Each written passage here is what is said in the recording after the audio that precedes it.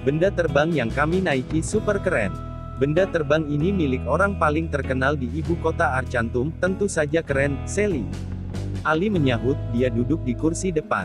Benda terbang itu berbentuk tabung panjang, seperti botol minum, warnanya perak dengan kelir keemasan.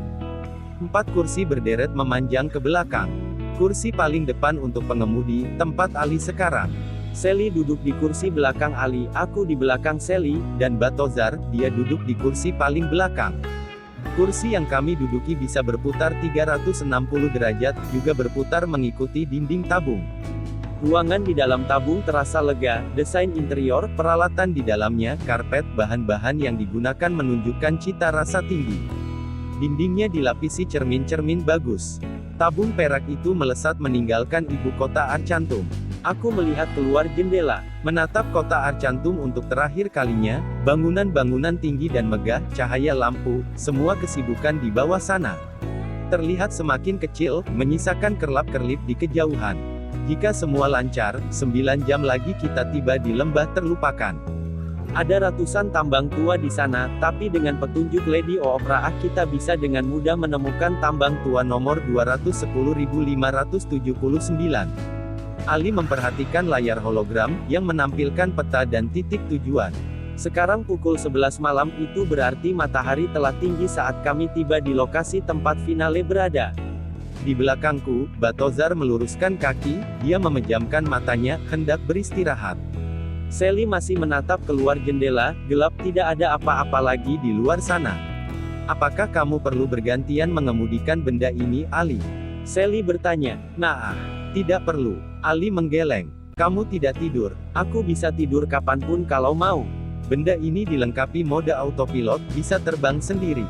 Tapi aku belum mengantuk. Nanti saja aku tidur. Tabung perak terus melesat di langit malam klan Komet Minor.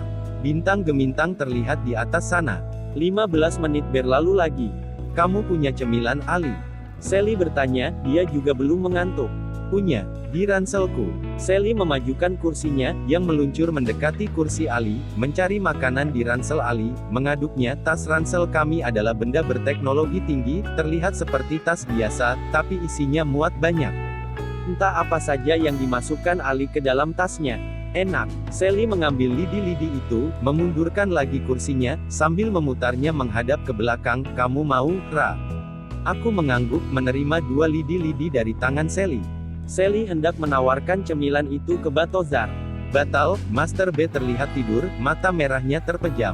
Kursi Sally kembali berputar menghadap ke depan. Mulai mengunyah lidi-lidi. Kita sudah lebih dari seminggu tidak sekolah.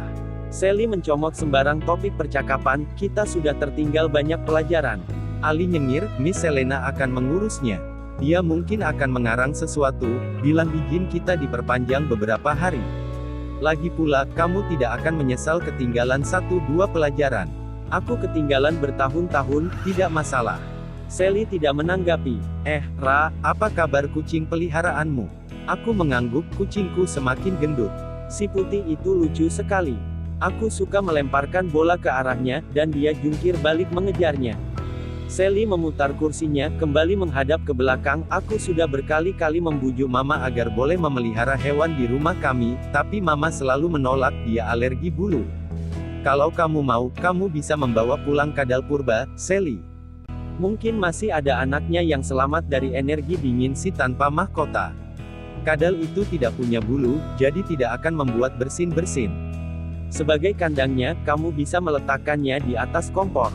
Ali nyeletuk. Sally melotot. Siapa pula yang mau memelihara kadal purba? Bicara tentang kucing, persis di hari ulang tahunku yang ke-9 ada yang meletakkan kardus di depan pintu rumah. Isi kardus itu adalah 2 ekor anak kucing berbulu tebal. Warna bulu mereka hitam dengan bintik-bintik putih, atau boleh jadi juga sebenarnya putih dengan bintik-bintik hitam, saking ratanya warna hitam putih tersebut. 2 ekor kucing itu tidak bisa dibedakan, kembar. Aku menamainya si putih dan si hitam. Bertahun-tahun berlalu, aku tidak pernah menyadari jika hanya aku yang bisa melihat si hitam. Tidak ada yang bisa melihatnya. Saat Tamus mengejarku, si hitam dibawa pergi olehnya, karena memang selama ini ditugaskan mengawasiku. Tinggal si putih, yang tetap setia di rumah. Si putih itu juga hewan dari klan lain, loh. Ali memberitahu, seperti saat benda itu mendeteksi ruangan Borobudur. Si putih itu punya kekuatan. Ali mengangguk. Aku menggeleng, tidak setuju. Si putih kucing biasa.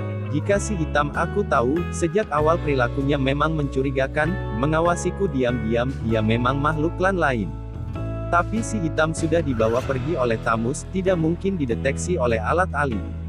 Kemungkinan besar, dulu Tamus sengaja meletakkan si hitam bersama dengan kucing biasa, agar orang tuaku tidak curiga.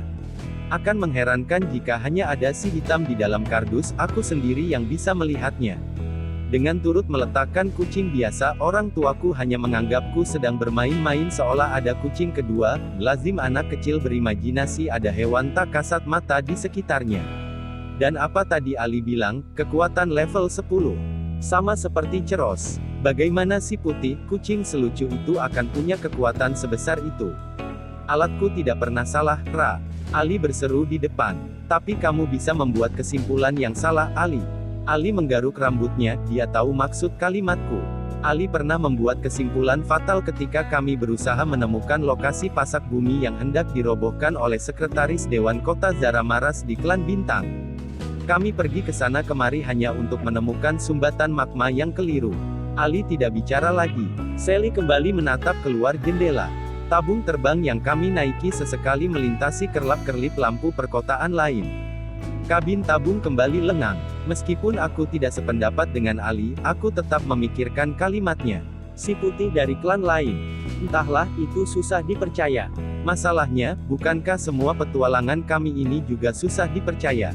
Saat murid SMA lain pergi ke sekolah naik motor atau angkutan umum, kami justru sedang menaiki benda terbang berteknologi tinggi di dunia lain.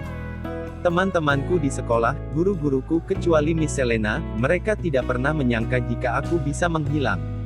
Ali, Sally kembali bicara, memecah lengang. Iya, boleh aku bertanya sesuatu? Tidak ada larangannya, Sally. Saat kamu berbicara di acara talk show tadi, Sally diam sebentar, memperbaiki posisi duduknya, kamu bilang tentang anak kecil yang lahir di tengah badai. Orang tuanya tewas saat badai. Anak kecil itu tinggal di rumah besar, dengan ilusi jika orang tuanya masih hidup, bahwa mereka sibuk bisnis. Apa maksudnya, Ali? Soal itu hanya asal bicara, Sally. Ali melambaikan tangan. Tapi kamu membahas Raib, aku, dan juga Batozar. Itu tidak asal bicara. Aku hanya mengarang-ngarang saja bagian anak kecil dan badai itu, biar lebih dramatis. Tapi aku tidak pernah bertemu dengan orang tuamu. Sally memutar kursinya menghadap ke belakang. Raib, kamu pernah bertemu dengan orang tua Ali? Aku menggeleng. Tidak pernah. Hanya bertemu dengan pembantu di rumah besar itu. Tuh, Raib juga tidak pernah. Aku tidak mau membicarakannya, Sally. Ali berseru ketus. Aku dan Sally saling tatap. Intonasi suara Ali terdengar serius. Baiklah, jika Ali tidak mau, Sally menghembuskan nafas pelan, kembali memutar kursinya ke depan. Tanpa percakapan lagi, tabung terbang itu terus mengarah menuju lembah terlupakan. Asteris lewat tengah malam, Sally akhirnya jatuh tertidur, kelelahan. Disusul Ali, tabung itu terbang dengan mode autopilot. Kami tidak perlu bergantian berjaga seperti saat terbang dengan ILY.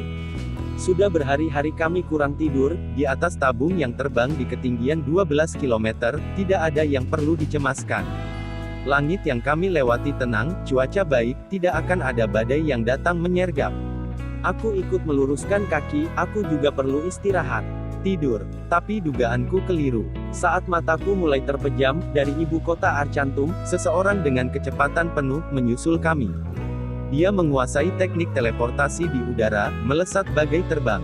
Dia tidak membutuhkan pesawat atau kendaraan. Beberapa jam kemudian, aku terbangun, cahaya matahari menimpa wajahku.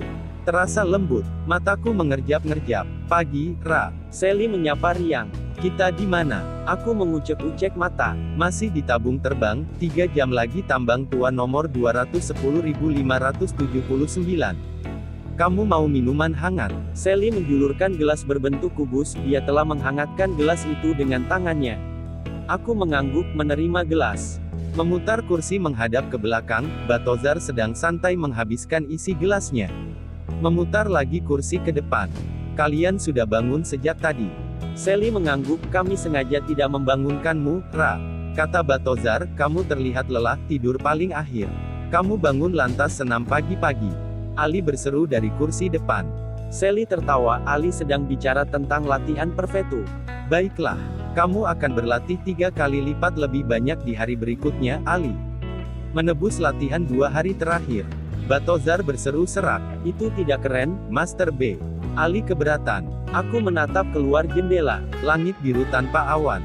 Di bawah sana, hamparan pasir terlihat sejauh mata memandang. Gundukan-gundukan pasir membentuk bukit, lembah. Cahaya matahari pagi menyiramnya, memantulkan cahaya. Sesekali angin bertiup kencang, membentuk kepulan debu tebal. Apakah ini lembah terlupakan? Yeyah! Hamparan padang pasir, luas sekali. Tidak akan ada pemukiman di tempat ini. Hewan pun tidak tertarik tinggal di sini. Tempat ini terlihat kering kerontang. Sesuai namanya, terlupakan. Aku mendekatkan gelas ke mulut, hendak menikmati minuman hangat. Saat itulah, saat hendak meneguk minuman hangat. Boom! Sesuatu menghantam kami. Tabung perak terbanting kencang. Itu apa? Sally berseru. Minuman hangatku tumpah kemana-mana. Di sini ada kadal-kadal purba juga. Boom! Sekali lagi sesuatu menghantam tabung perak. Ali melakukan manuver, menghindar. Sementara di belakang kami, terlihat melesat terbang, seseorang, dia yang mengirimkan pukulan berdentum jarak jauh. Si tanpa mahkota. Sally berseru. Kami telah melihatnya. Ali segera menekan tombol kecepatan maksimal. Belajar dari kejadian sebelumnya, kami tidak bisa membiarkan benda yang kami tumpangi menjadi bulan-bulanan pukulan berdentum. Terlambat, seperti ada tangan raksasa tidak terlihat yang menangkapnya, tabung perak terhenti di udara. Kenapa kita tidak bergerak, Ali? Aku kehilangan kendali kemudi. Ali balas berseru. Bagaimana ini, Master B? Sally mulai panik. Sejenak mengambang di udara, tabung perak kami ditarik cepat ke bawah, menukik jatuh. Batozar bergegas membuat tameng transparan. Aku dan Ali juga melapisinya dengan tameng kedua dan ketiga. Sally berteriak, blar, tabung perak kami menghantam padang pasir. 3 tameng transparan meletus, tapi itu berhasil mengurangi dampak tabrakannya. Kami mendarat tanpa kerusakan serius. Keluar, bertarung. Tubuh bercahaya itu mengambang turun mendekati kami. Kalian benar-benar serangga pengganggu. Dia lantang berseru dengan suara berwibawa, aku pikir aku telah menyingkirkan kalian selama-lamanya. Ternyata kalian masih terbang mendengung ke sana kemari, menjengkelkan. Apa yang akan kita lakukan, Master B? Sally berbisik, wajahnya pias. Bertarung, bertahan selama mungkin. Batozar memasang kuda-kuda kokoh. Bagaimana dia menemukan kita? Ali mengusap wajahnya. Suasana tegang menyergap padang pasir.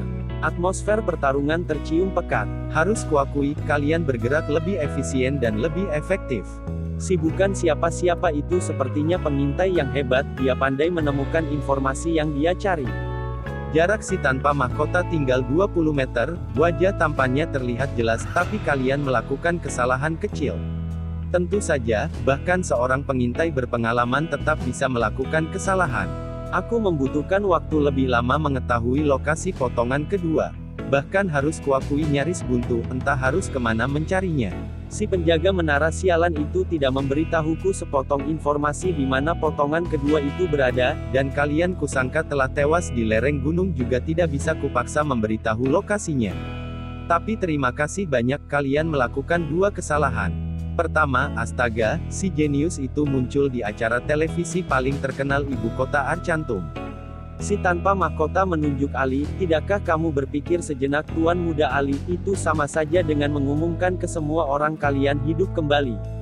Itu kesalahan fatal. Aku segera tahu posisi kalian, segera menuju ibu kota Arcantum.